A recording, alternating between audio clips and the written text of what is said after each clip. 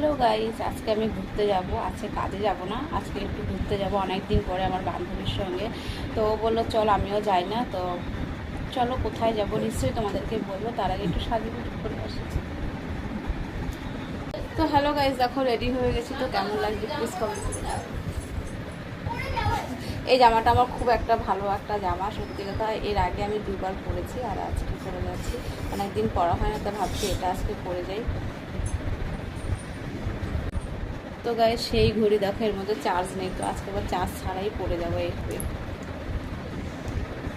তোমরা কিন্তু কাউকে বলো না যে এর মধ্যে চার্জ নেই, ঠিক আছে? চার্জ, আসল কথা হলো চার্জ দিতে আমি ভুলে যাই।